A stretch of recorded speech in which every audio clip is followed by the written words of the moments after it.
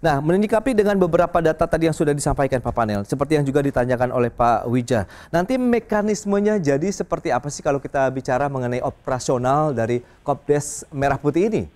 Pak Panel, silakan.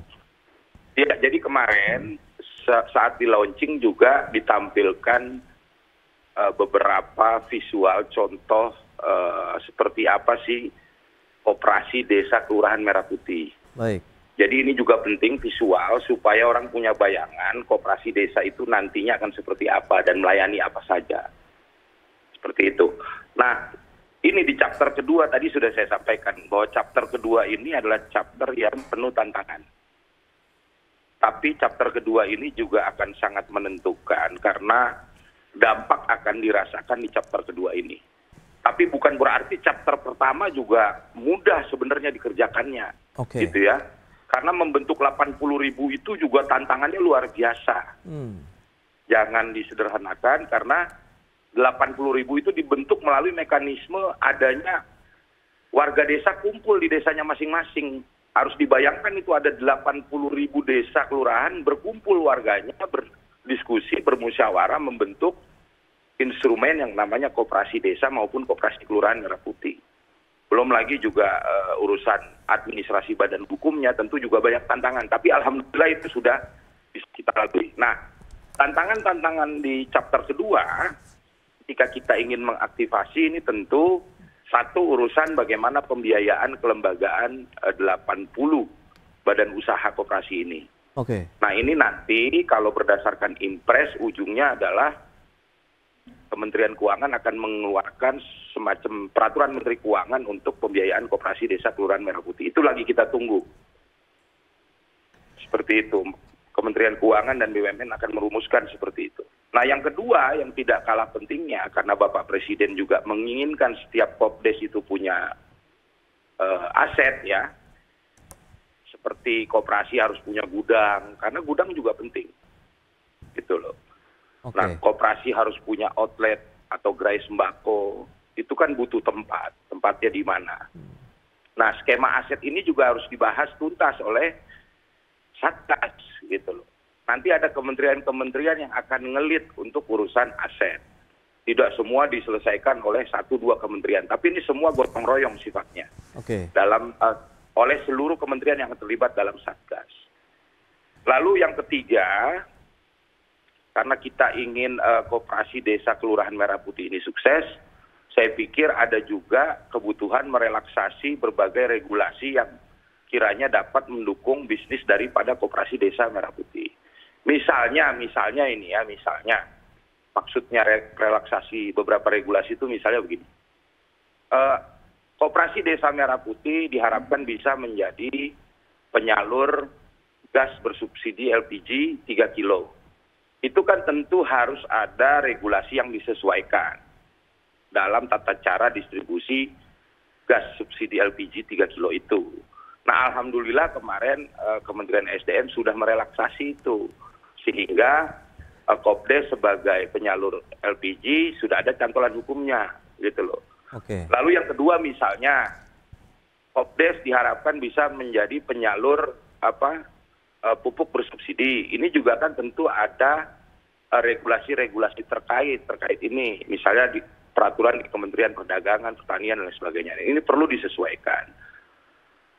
Itu yang ketiga. Baik. Yang keempat, tentu untuk masuk ke chapter kedua, aktivasi ini perlu kita membangun satu sistem berbasis digital. Karena untuk ngurus 80.000 Kopdes ini tanpa digitalisasi, saya pikir tidak mungkin lah. Jadi digitalisasi ini sebuah keniscayaan untuk operasional Kopdes. Dan itu sudah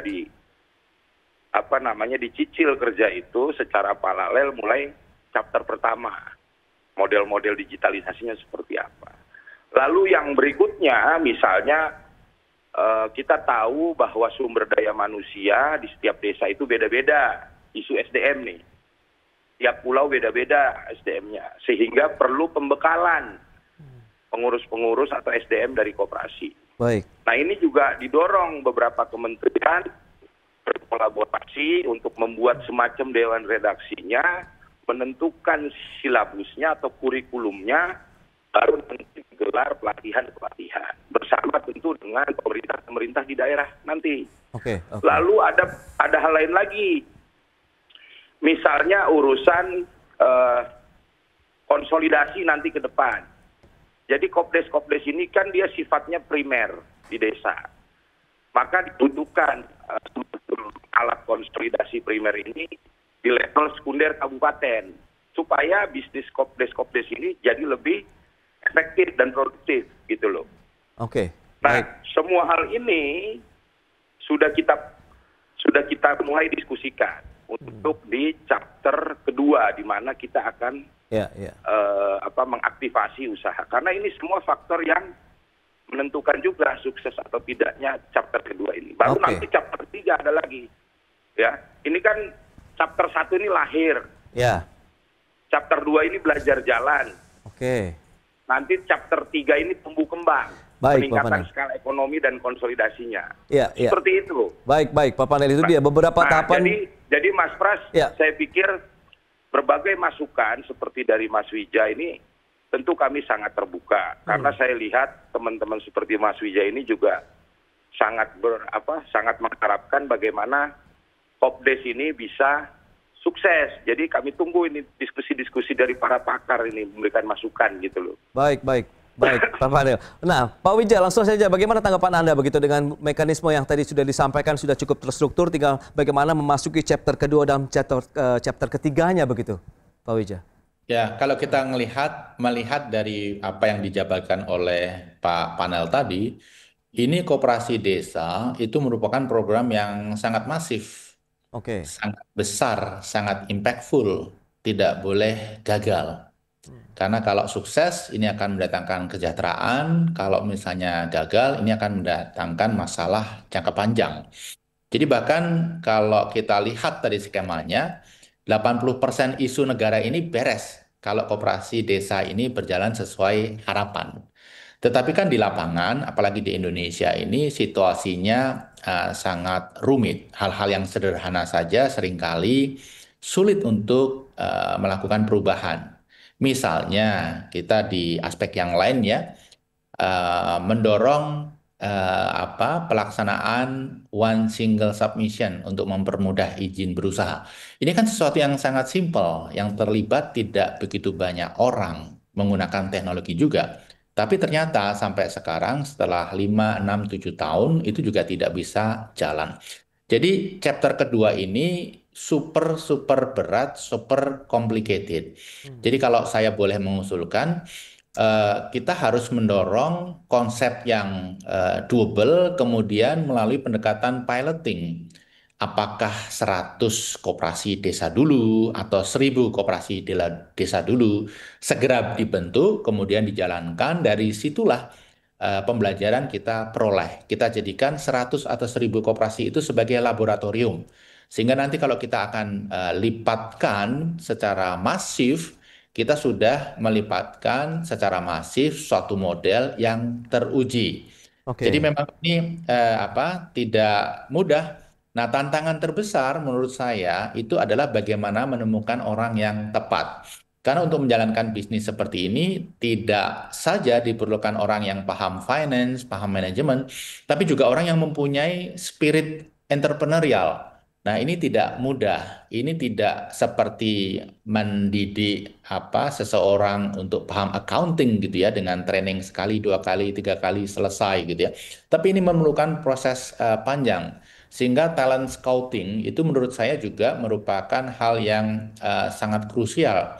Kenapa tidak ada 100 atau 1000 koperasi yang menjadi pilot, kemudian itu juga menjadikan training ground bagi para calon pemimpin kopdes-kopdes di tempat lain. Belum lagi kalau kita berbicara masalah pendanaan, berbicara masalah bisnisnya, apakah ini nanti akan menciptakan bisnis baru atau lebih banyak melakukan bisnis-bisnis yang sebenarnya sekarang ini sudah dilayani. Misalnya distribusi gas, distribusi alat pertanian, distribusi pupuk. Selama ini kan sudah ada yang menjalankan, apakah itu UMKM atau swasta atau keluarga gitu ya. Kalau memindahkan saja, maka dampak ekonominya tidak akan kelihatan. justru ini akan mendorong ekonomi yang makin tidak efisien. Bayangkan, kue yang sama tadinya dikerjakan oleh segelintir orang, sekarang dikerjakan oleh orang-orang yang existing ditambah dengan orang-orang yang bekerja untuk koperasi. Jadi ada Baik. tantangan besar, termasuk bisnis modelnya, termasuk area bisnisnya seperti apa. Oke, oke. Nah, ini menarik Pak Wijaya usulannya. Tapi kita akan lihat tanggapan dari Pak Panel akan seperti apa. Kita akan jeda dulu sebentar Pak Panel, dan juga Pak Wijaya kita akan sampaikan nanti di segmen berikutnya. Dan pemirsa, tetaplah bersama kami.